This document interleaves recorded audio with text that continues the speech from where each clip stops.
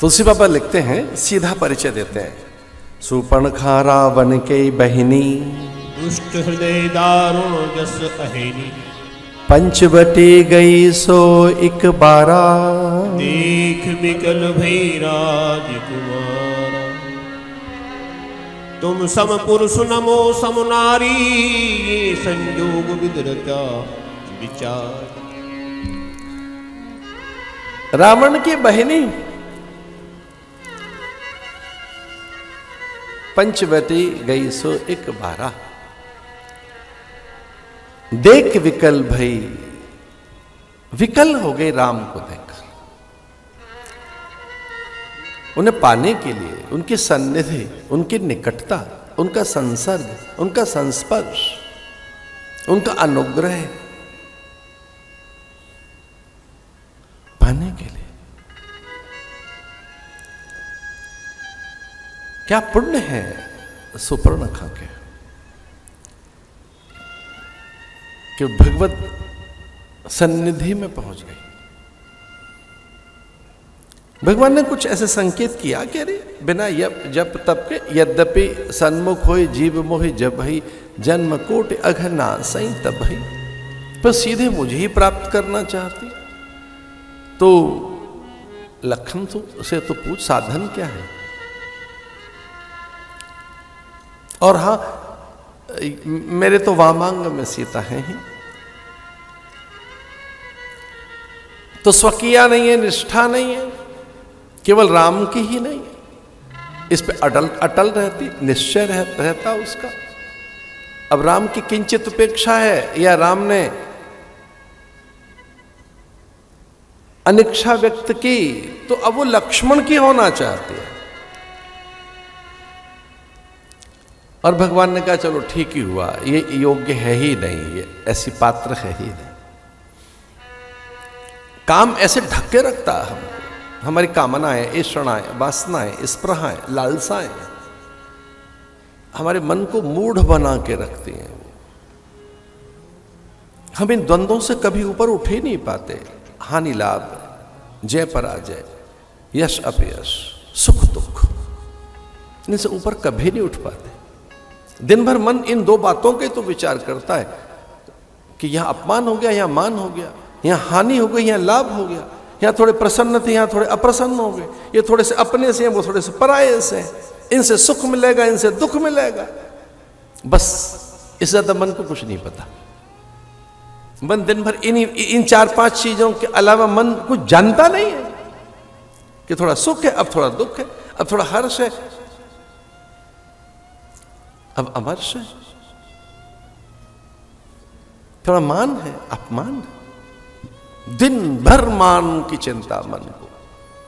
और चूंकि मान नहीं मिला है, यश नहीं मिला है, अनुकूलताएं नहीं मिली है, तो दुखी है। अब जिनके कारण नहीं मिला है वो अकारण शत्रु हो गए। अब वो कई बार नहीं मिलता उनसे, तो फिर वो शत्रु ही हो गए।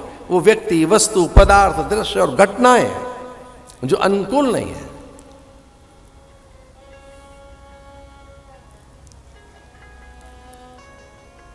इतना सा ही आता है मन को, और कुछ नहीं आता। इससे अधिक की समझ हमने उसे दी भी नहीं, इससे अधिक के संस्कार हमने वहां पहुंचाए भी नहीं, इससे अधिक वो जानता भी नहीं कि अनुराग क्या है, वैराग्य क्या है, प्रीति क्या है, स्नेहन क्या है, प्रणयन क्या है, त्याग किसे कहते हैं, बलिदान किसे कहते हैं, न्यौछावर होना होता क्या है, कैसे दूसरों को समर्पित हो। वो जानता भी नहीं तो नहीं कि समर्पण कहते किसे,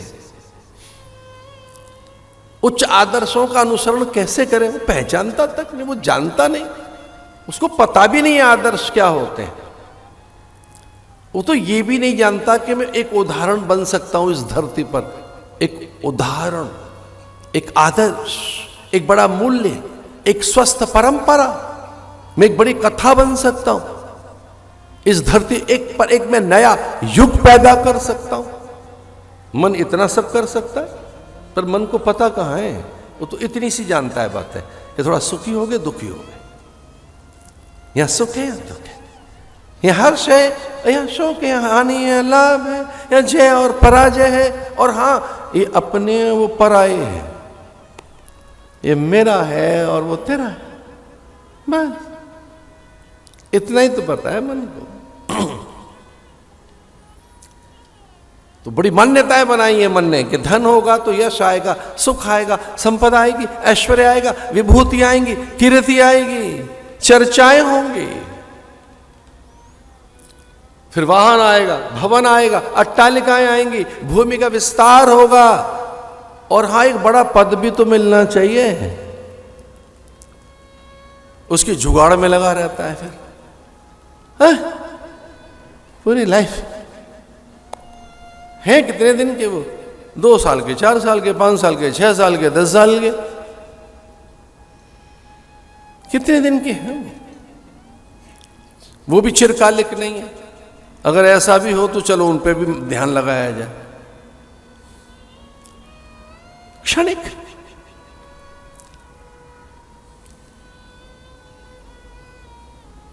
अद्भुत। भगवान ने कहा एक पल में ये विरत हो गई, एक पल के अंदर ही, क्योंकि अयोग्य थे, अपात्र, क्योंकि वहां पुण्य ही नहीं है, साधन ही नहीं है। एक ही साधन तो है बस कि रावण की भगनी है, और ये सच है। उसी पुण्य के वशीभूत वो राम तक पहुंच भी गए थे, उसी पुण्य के कारण, उसी के सुकृत्य के कारण, उसी के साधन के कारण। अन्यथा सुपर्णखा के पास कोई साधन नहीं था।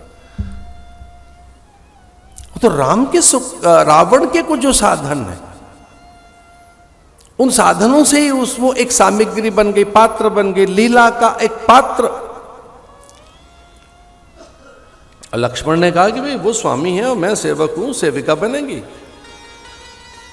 यहां चाकर बनेगी, किंकरी बनेगी, वो स्वामी, मैं दासी बनेगी।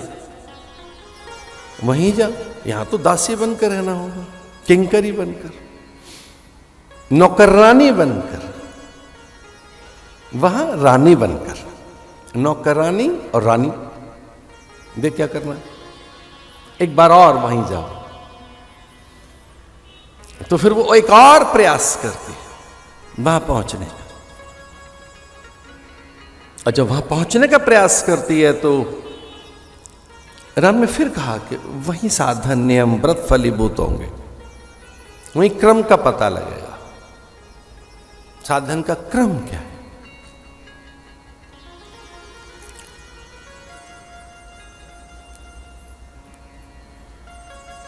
तो जो व्यक्ति साधनहीन होता है, श्रीहीन, विद्याहीन, जो अविवेकी होता है, जिसके पास आध्यात्मिक विचार नहीं होता, उसे बड़ी जल्दी क्रोध आता है।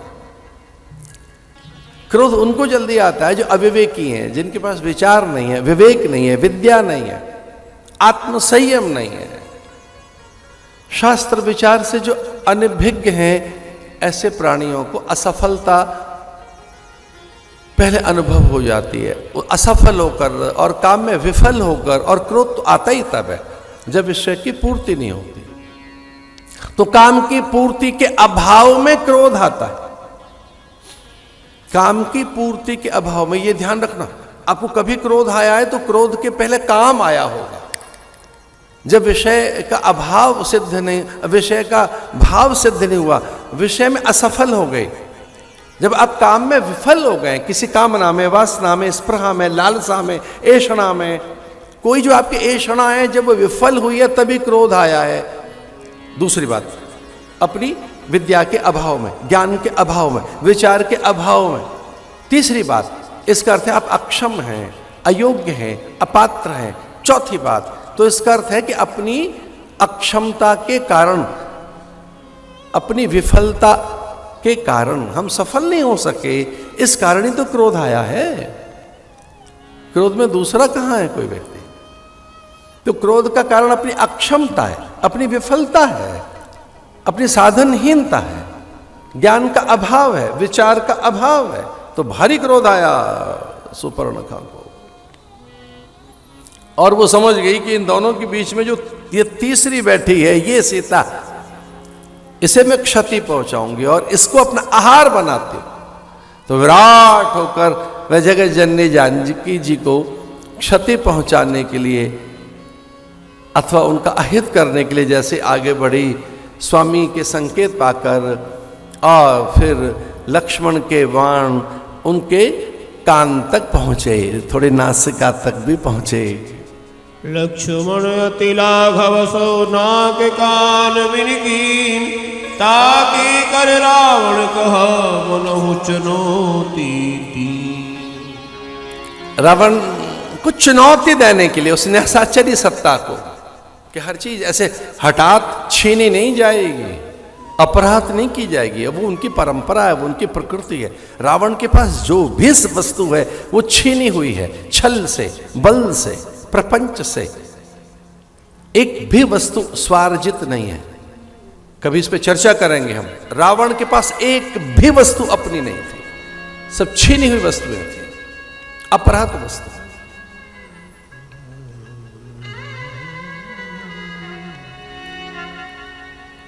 तो ऐसे वो राम को भी छीनना चाहती है हठात।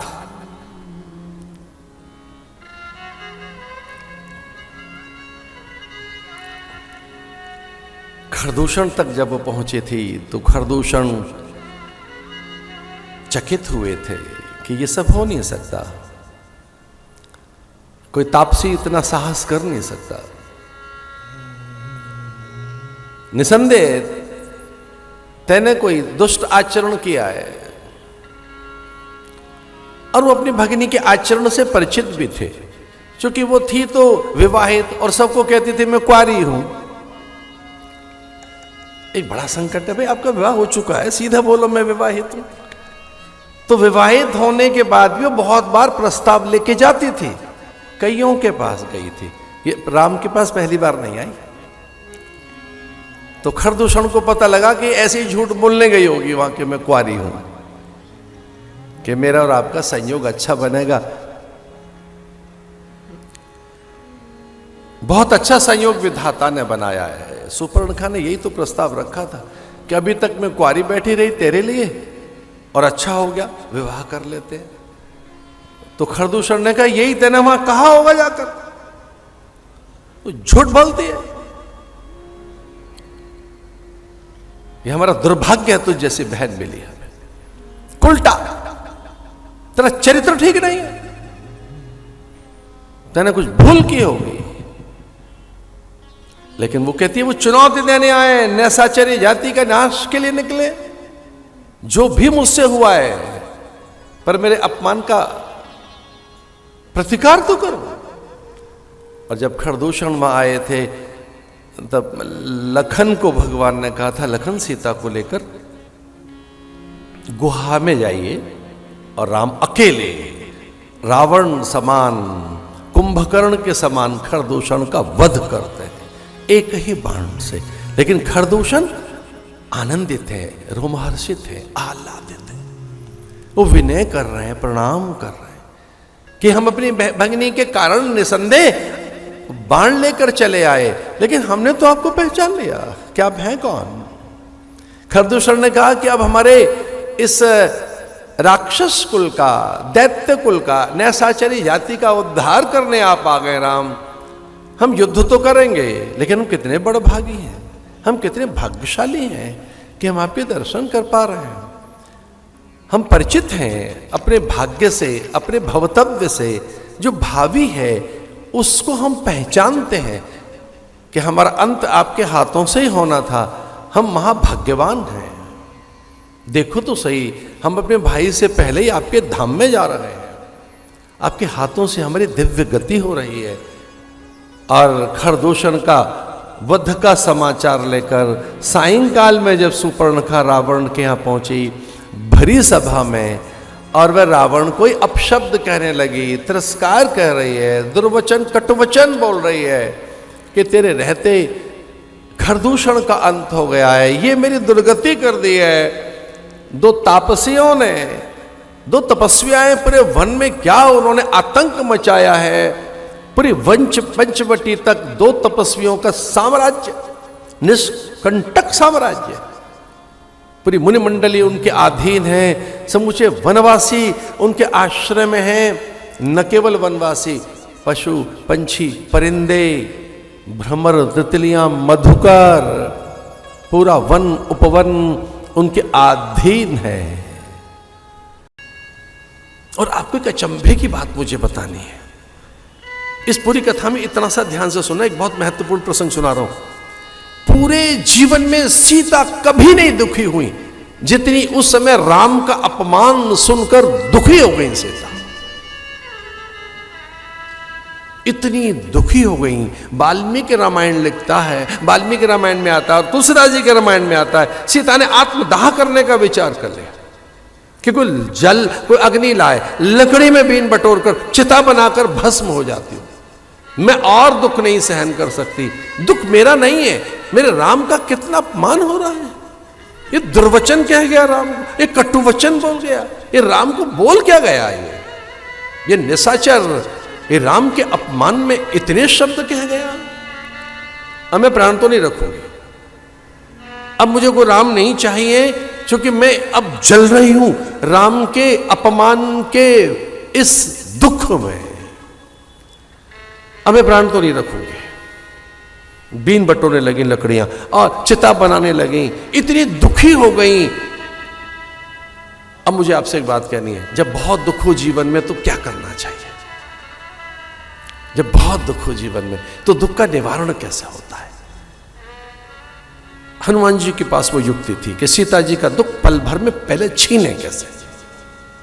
तो हनुमान जी को लगा कि मैं अपना परिचय बाद में दूंगा, मैं मां के सामने बाद में प्रकट होऊंगा, अब पहले मुझे मां का दुख छीन लेना चाहिए। हनुमान जी संकल्पित हो गए कि मैं मां के पास दुख तो नहीं रहने दूंगा जब तक मां हंस नहीं जाएगी, प्रसन्न नहीं हो जाएगी, जब तक मैं आश्वस्त और विश्वस्त नहीं हो जाएगी, तब तक मैं चैन से नहीं रहूंगा। और मुझे अब मां को प्रसन्न करना है, मां का दुख छीनना है। भैरवी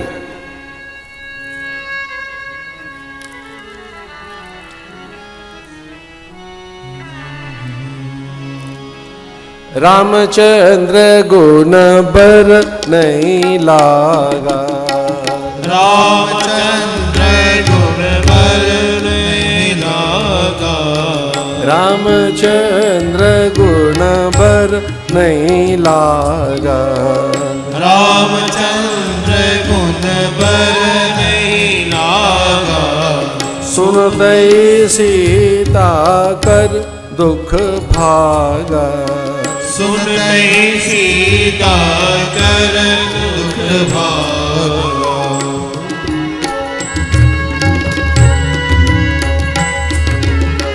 रामचंद्र गुण बर नहीं लागा, सुनते सीता कर दुख भागा, पृथिव्याम चरुन्द्राद्याम विश्वत सुखद सुखी तस्य पुत्रो प्रियो रामो राम विशेषज्ञ श्रेष्ठ सर्वधनुष्मताम रक्षता स्वस्य वृतस्य स्वजनस्यासि रक्षतः रक्षता जीवलोकस्य धर्मस्य चे परन्तपः तस्य सत्यभिसन्दस्य वृद्धस्य वचनात् पितुः स भार्या स भ्राता वीर प्रविजितो वनम राम राम राम राम